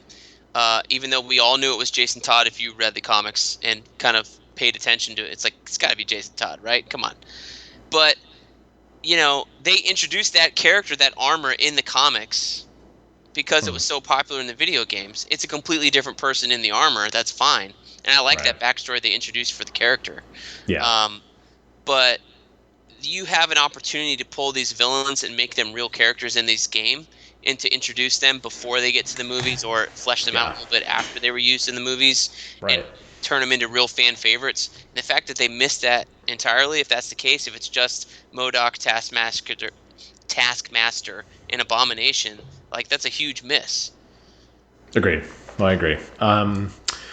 The only, yeah, and I definitely Cyberpunk for sure. I think that was a major flop for a zillion different reasons. The other one that I'm going to throw out there was Battletoads. And maybe, I know it was kind of like a tongue-in-cheek remaster, rebuild of it, whatever, anyway. I think when Battletoads actually was willed into existence by the fans and actually came out and sucked, because I did play it, I think that's when you really, if there was ever a defining moment in Microsoft's game library, the fact that they stood behind this product and like, yeah, we got Battletoads. It's like, okay, you guys really need help. Like, this is not where you should be spending. You shouldn't spend one penny on this game. And they did, and they made it. And it was trash. Like, I think Microsoft has this thing with Rare where they think those properties are valuable, those IPs. Right? Yeah, they did that Rare Replay, and I mean, right. Rare Replay is a fine value in gaming if you're a fan of those old games. Nostalgia. I never played most of those, so even when they gave it away for free, I still don't think I've done anything. So I never played Perfect Dark because you got no nostalgia there. Yeah. So when they announced the Perfect Dark remake, I was not like, oh my god, it's Perfect Dark! I was like, you couldn't come up with anything better, and you went to this old-ass N64 game, Yeah, the well is dry, right. Like, seriously? So I think that Microsoft needs to kill the Rare nostalgia bug it has and just come up with new stuff. They got all these studios. Hopefully, they're making new things. That's the hope, because they can get it done. Like, Ori was really good. That's what this Initiative studio was supposed to be. Is brand new studio, brand new game, and then what does it turn out to be? Well, it's Perfect Dark. Well, whoop-de-fucking-do. Like, you call it anything else, I think it still would have done pretty well. The fact that it was supposed to be an exclusive on Xbox, Yeah, I agree. Yeah, there's not a lot of love lost for some of these older franchises, and they keep trying to make it a thing, and it's not a thing. Crackdown 3, Oh God, yeah, that was bad too. So I don't know about Halo Infinite, man. I really don't. I think the multiplayer will be fine. I think certainly anybody can fuck it up. It'd be really hard to fuck it up after Halo 5. Halo 5 multiplayer's Warzone is masterclass, and still I play a lot of Master Chief Collection still to this day. If they just copy paste the multiplayer from Halo 5, they'll be fine. They'll be fine. They'll be fine. But I don't know, this old retro art style, like, is not what we're looking at. I gotta say it, that's a mistake. And I hope they totally shove that out the window. Because here's what we're looking for with these new consoles, right? We're looking for the next best thing, the next big thing. And like I keep talking to you every year about this when we were speculating, what are these new consoles going to do? Like, it's very clear that these new consoles are not about power. They're about loading speed. They're not about graphical quality. They're about loading speed and 60 frames a second. Yep. So you're not going to get this jump we got from PlayStation 1 to 2 to 3 to 4. Agreed. It's like, this is a PS4 game that runs way better on this machine than it does on this older one. I think is pretty clear until we get much, much further along. Halo looked the way it did because it was on Xbox, the first one. and then it evolved into 2 and evolved into 3. And if you've watched Red versus Blue, you've seen the evolutions, and they do look better game Yeah, to game yeah, to they do. game. You know, you can change the armor design all you want, but like don't make it cell shaded or ish, and don't pull I back know. on the detail. Like make it look like the classic armor, but turn up the grime, turn up the detail, turn up the reflections, all I that agree. stuff. In this retro style where the detail is lacking because they want it to feel more like the first game, like that game is 20 years old now, right? Almost. That's not what gamers are looking for That's not what we want. nowadays. No, it's not. I mean, there's still nostalgia in the simplicity of how that game works and plays and feels, and it's fun. But you're right. Your next generation, your flagship title, which it's kind of not now, but it still is going to be really when it comes out. You got to make a defining moment, and yeah, I think they're still stuck looking in the rearview mirror on a lot of their games, and I think that's what's holding them back. So yeah, I hope the not machine games, but the Bethesda in general can push them forward and I hope so, man. I hope so. I really. hope there's some injection of fresh ideas in there because they need them. And maybe if they really are integrated into other studios, maybe you start to see deeper plot threads in existing games. Maybe you see, I don't know, crafting in Halo. Maybe people don't want that, but I don't know. You got to throw ideas out there and say, okay, clearly like God of War evolved the franchise radically from what it was, and people liked it. They've added an RPG light system, and people enjoyed it, getting new weapons and gear sets. And so I'm not saying everything's got to be an RPG, but my point is, you saw the original God of War to today. They're not even the same game, but you could do that with other franchises. You could do that with Halo. You could do that with Battletoads. You could have done that with, I don't know, any of these. Perfect Dark, really. But are they going to? Or is it going to be like, hey, you like that game? Here it is again. That's what's got us to where we are. And it's gone on long enough that I just think it's their culture. I don't think they're going to take chances. I think what gaming in general needs to do though is like they need to, if they want to push these franchises or something, like Yeah. I don't know. I think they need to speed up a little bit.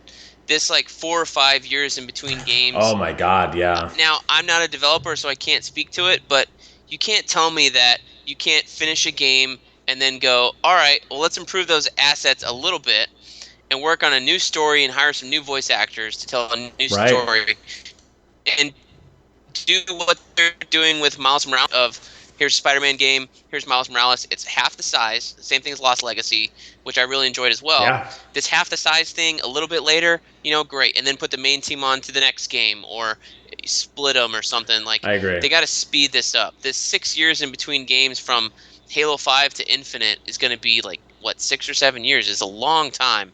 Longer, yeah. And I would like to get back. I've been talking about this with you for years. Want to get back to those years where we got, 4 Gears games in a fucking generation. We got 2.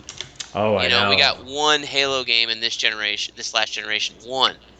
Yep. Yeah, Halo 5 came out in 2015. So yeah, it's been a while, and it's ready. Especially as radical as an overhaul as, if there isn't a radical overhaul, even more so, what have you guys been doing? That's the worst thing. It's like, hey, we're going back to the way it looked before. It's like, it took you 6 years to do that? Like, come on, man. Yeah. I don't know. Yeah. I agree. So out of all the games, what is your number one game of the year? And I think it's the same as My mine. number one game of the year. So what are your qualifications on game of the year?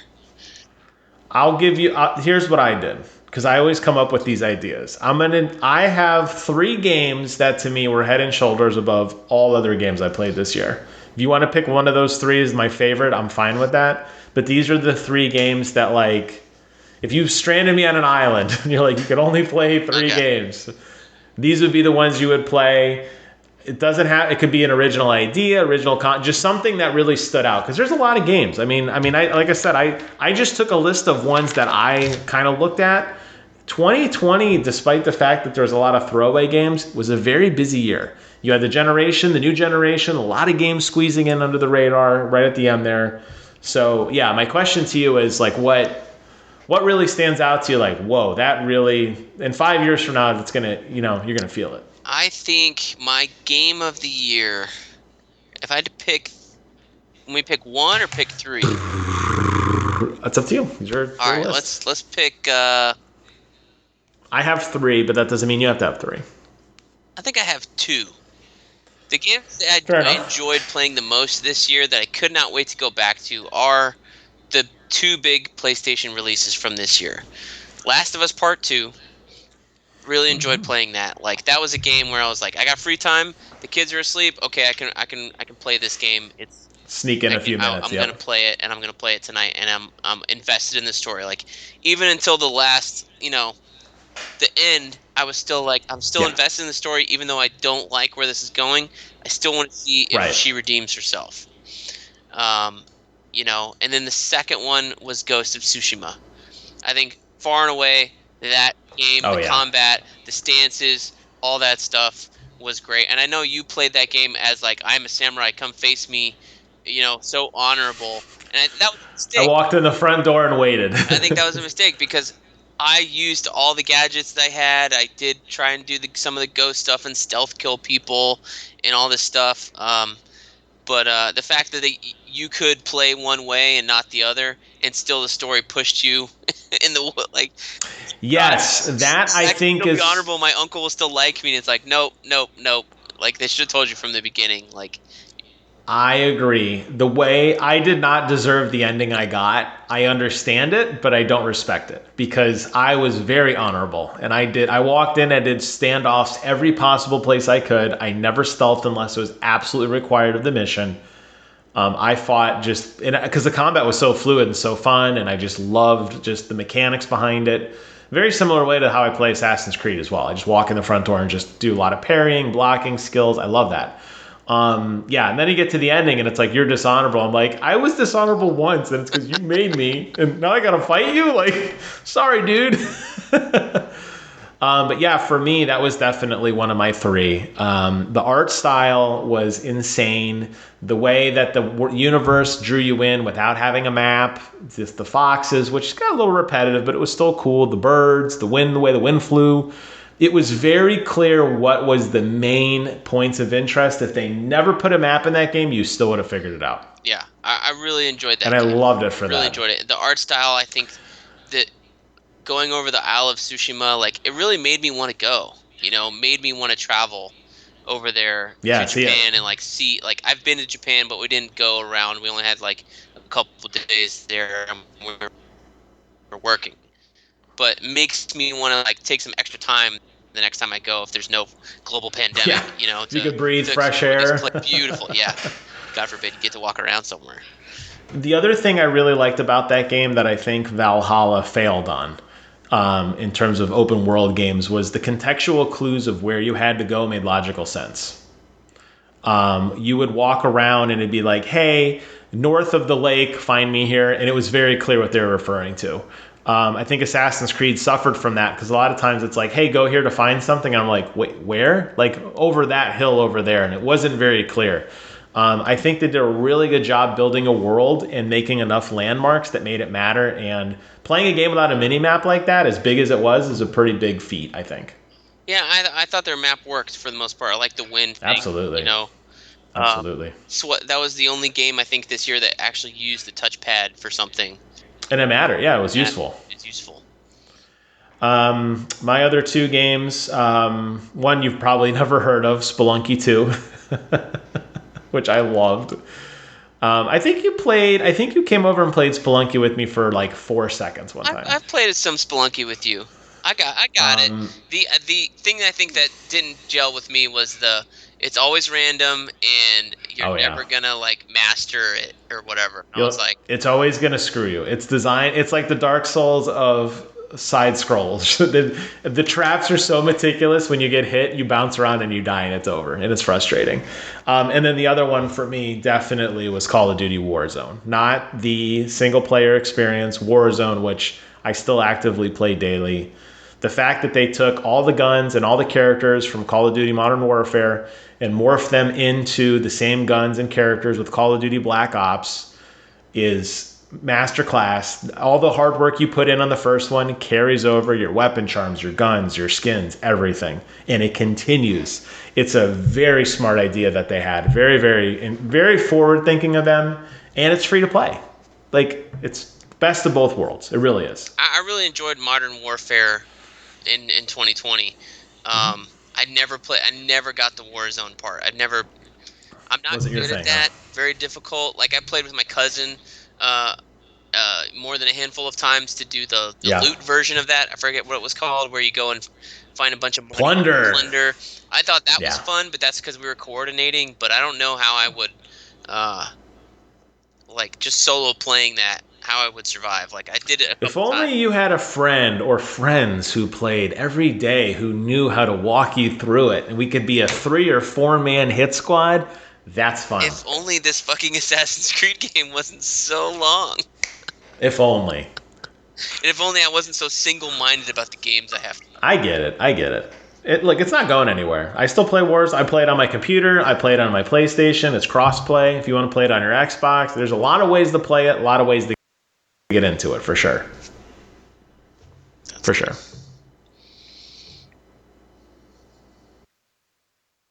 Camera just cut out. I can see. Well, I'm glad you could see me. I'm trying to make the video look decent. You're a little fun. Well, sir, have you said everything you wanted to say? I think so. What are you looking forward to in 2021? What do you think? That's how we always wrapped it up. I was going to say I forgot what it was. There's always one thing we said that was like the grand What do you finale. think 2021 is going to bring us? Vaccine cure. No. What do I want to see? I'm really curious about Deathloop. I know Deathloop's going to be coming out in a couple months. I think it's been delayed again. I love Bethesda games. I think Prey did not get the love it deserves. I think Dishonored did not get the love it deserves. I think Deathloop is taking the best of everything and putting it together. And that's the one game. And I'm hopeful that this Bethesda acquisition doesn't suck. And I'm hoping this game is as awesome as I want it to be. So I think that for me is like the one thing I really need. A good Deathloop game. A good one. Yeah. I think I'm looking forward to what do we even know that's coming out? I mean, I want to see a redemption for Halo. I really do. I want them to come back at us and blow us away. They've had a lot of chances. I think that game is now. I don't know if they've announced when it's coming out or not, but I really don't see that game coming out before November. If that. Same. I don't think it's coming out this year. You know, if they wanted to push until March, I think that's a good window. It sucks for Xbox as a whole in general, but March is usually a good time to put out a big blockbuster game. I don't know. I want to see a new Batman game. Batman Gotham Knights, I think is what I'm looking forward to the most in 2021. And even though we haven't seen anything, we've just seen an announcement, but the next God of War has me really intrigued. To see where that. Is it because Alana Pierce is the writer now? I don't think she's a writer on that. If that game is as far enough along as it is, and it's coming out this year, and we haven't seen a lick of it, she's not writing on it. She's probably writing on the next thing. God of War 3 they said confirmed. They were making like a second game also. Oh, I don't know. I'm just making that up. Yeah, I forgot about that Batman game. I'm curious because it looked good. Yeah, Warner Brothers, when they put their mind to it, they make some good games. Like you mentioned, Shadow of Mordor, despite the original ending there, a little bit of hiccups, but that was a phenomenal experience. All the Arkham games, Masterclass. So when they really want to make a good game, they can do it. I'm hoping Gotham Knights is more reminiscent of Batman Origins, and it's from the same studio that did Arkham Origins. So that has me hope. But Arkham Origins was so long ago. It was an entire generation ago since that studio put out a game. So I don't. It was. You want to say it's from the same studio, but is the team the same? Is the leadership the same? I don't think so. We'll see. We will see. Yeah, that's that. You're right. That could be a good one. I'm interested to see if we see any more of Suicide Squad versus the Justice League, because that trailer was interesting, but at the same time it was like, really? I don't know. That could be their Marvel's Avengers. Maybe it is. Maybe they're overhauling it right now because they're like, people do not want this. We need to just focus it on and make it a single player thing and not make it an open world. Like, what do you mean fighting robots aren't in right now? You remember the rumors for a while was like that Rocksteady game was going to be, what was it, like Justice League World or something like that. Like, this open world Justice League game. Yes, yeah, where you could play with. Yeah, I still think that would be a cool idea. But yeah, that I remember there was an early leak of you would have multiple characters, lots of plot lines. You could swap out characters freely. Destiny like weekly dailies. The city was evolving. I was okay with that, but Avengers has killed maybe that not. idea, and I hope I they're think so overhauling too. it to just be a character driven focused game, because Yeah, there's really, there's no games that really do that outside of like these Sony titles, like Last of Us, Naughty Dog, true. Ghost. I think is open world, so maybe it doesn't count. Uncharted, the last, a Lost Legacy was open world ish. Um, I don't know, but like a Yeah, I see single what you're saying. focus single player game, like nobody does that except Sony nowadays, and that I find that a little strange. Like Ubisoft are all the same. So I think we need more Stick to what studios to works. push that idea, because I mean the Batman games are famous. They're awesome. They're great. Like just do what's good, man. And it doesn't have to be Batman, but stick with that Batman formula per se of like, focused kind of thing, instead of trying to get this, you know, skin money or all this revenue stuff. Yeah, that's right. Just stick to the basics. Let the game sell itself, and if it's a good game, clearly we know that to be true. You don't have to. I mean, like Last of Us, there's no DLC, and it sold zillions of copies. Now that may be a unique situation, but the point is, you can make a good game and it stands on its own merits. You don't need to have oodles of skins and costumes. Like just make the game good and people will buy it. That's a general Yes. fact. There you go. Over Well, under it's on been Halo. fun, man. Over under on Halo being good. You think it has a chance? You think it has a chance? No. No? I'm gonna buy it. I mean, well, I got it with Game The Pass. ultimate Halo fan. I am the ultimate Halo fan, and I mean, I'm wearing a banished shirt from Atriox's crew, but I'll tell you, I don't have high hopes. I'll be ready. I'll be there though, man. I'll be talking about it. Banished, just boom, just gone. I hope Still so, gonna dude. be- All I can say, and I guess the last thing I'll say, I figure we're wrapping up, but I love Halo. You know, I love Halo. It's like my favorite thing ever. And if I am worried, you should be worried. Because I'm going to like it even if it's garbage. And I liked and defended 5 for a long time before I was beaten down by the masses.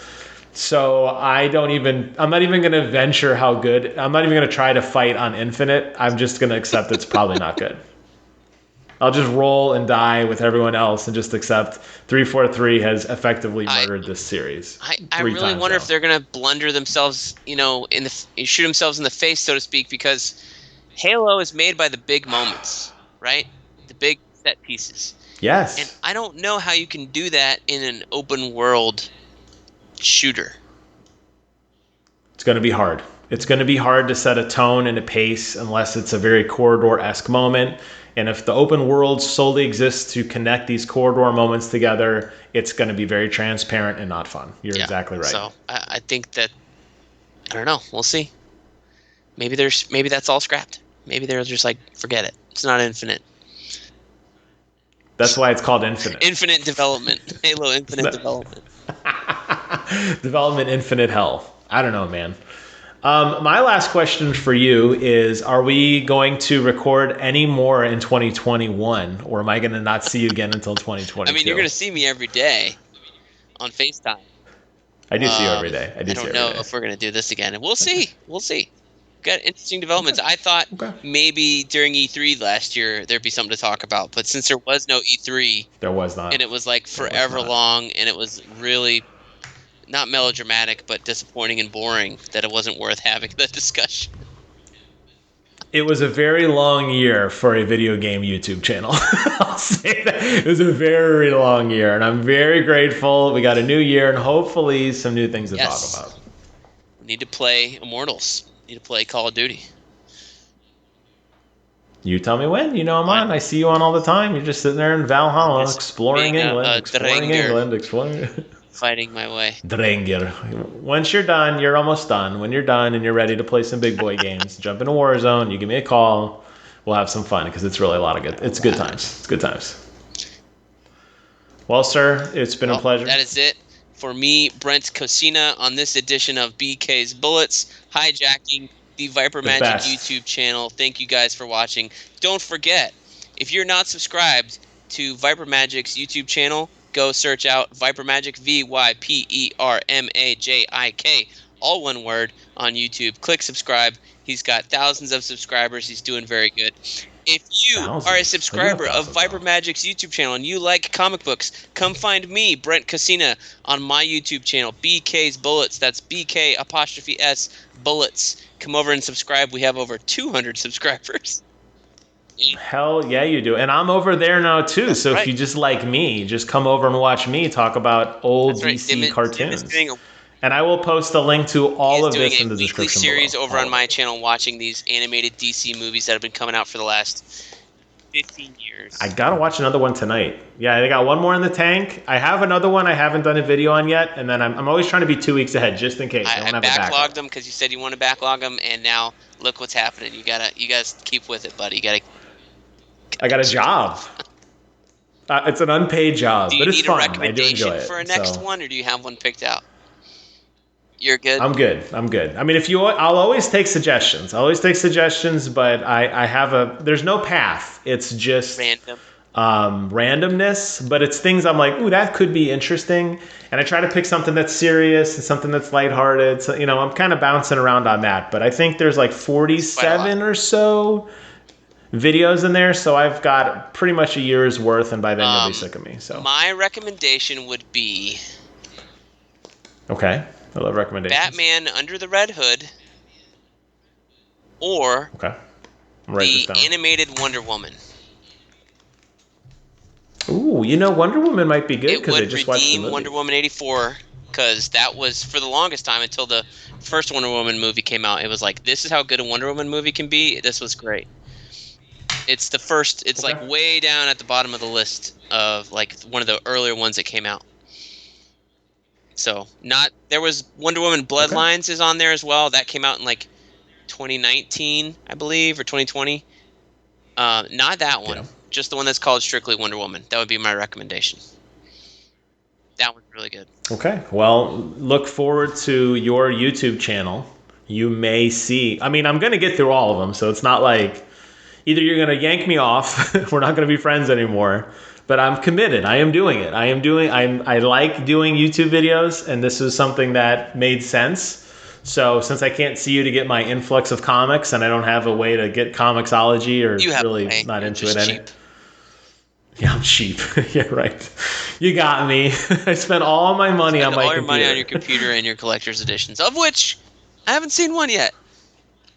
It's been a while since you unboxed one. What do I have ordered? I really bought one. I don't think I have one. I thought you bought the Eivor one. The female Eivor. I did a video on it. You did? I think I watched it. I think I did. I can just press this button here. Watch. I want to show everybody watching at home. Check this out. Brent's gone. Just like that. Just like that. All right, my friend. It's been real. It's been fun. Thank you for having me on your podcast, and hopefully we do this again soon. And if not, I'll see you next year. See you next year. Bye.